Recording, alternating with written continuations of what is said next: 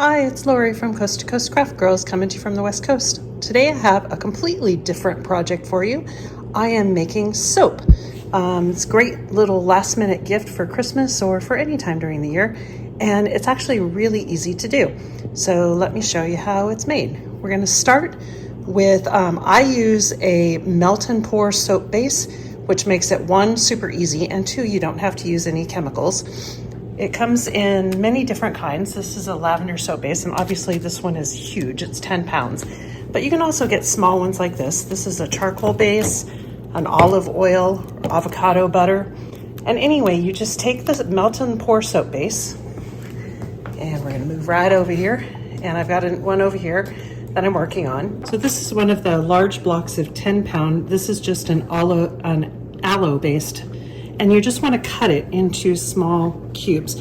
It is, it's not hard to cut, but it's not easy. So you got to put a little bit of pressure on it. The larger the block, the harder it is to cut, obviously. But just a big knife and a little bit of pressure and a cutting board. And you don't have to worry about this because it's just soap. So anything that you use, you can use normal kitchen utensils because it's just going to wash right off anyway.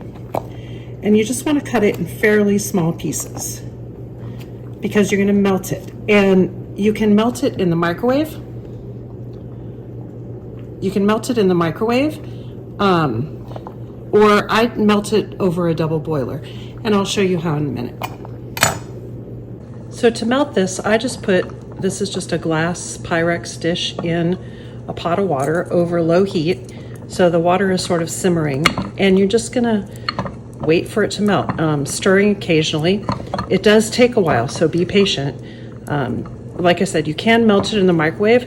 If you melt it in the microwave, put it in for like 30 seconds and then stir it and then do 10-second blasts. If you do too long at too high a heat, it'll actually ruin the soap base, so don't do that.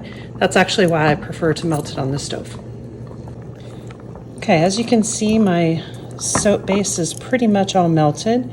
With the amount that I put in there, I'd say, it was probably about 10 minutes on the stove. So it does take a while, so be patient. The soap base you can get at like Hobby Lobby, Michael's, Amazon, pretty much any craft store. And then once you have that done, you can color it with, don't use food coloring. Look for a color dye that's specific to soap making. That's important. If you want to put scents in it, which I always like, you can use things like this. This is a perfume, it's coconut, or they have a peppermint. This is obviously from Michael's, the Make Market. You can get them pretty much anywhere. And again, look for things that are specific to soap making. And those are all sort of fake scents, they're perfumes.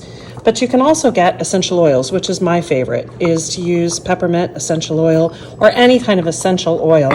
I have these little ones that I got them in a set from Amazon. This is rosemary and clovebud, which is what I'm going to use. And the essential oils are nice, especially in soap, because it's nothing artificial at that point. So that's really nice. Now to put them in, you just kind of, it sounds crazy, but you just kind of dump until you think it smells right.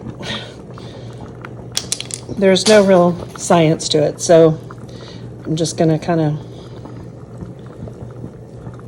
The other thing that I like to put in sometimes is actual dried, like rosemary or lavender, or rose hips, which is very nice. And just kind of, depending on how strong the scent is, sometimes it just takes a couple of drips, and other times you want a little more in there. And then just stir it all up and smell it and see what you think. And if it smells about right, then you got enough.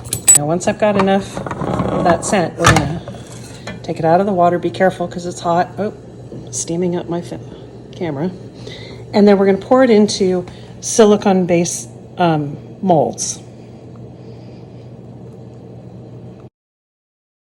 And as you can see, that amount of soap base made just about 6 bars of soap.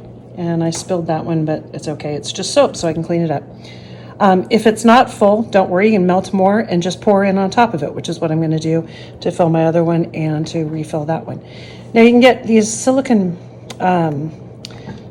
molds in any shape. They come in, like, this is just sort of a standard bar shape, but you can get them in little small like decorative shapes like leaves or roses or whatever. This is one of my favorite ones. It's a big, let me show you from the side. So it's a mold. It's basically like a loaf pan. I don't know, it's not really a loaf pan. It's about 12 inches wide by about 3 inches across. I guess here's my hand so you can see.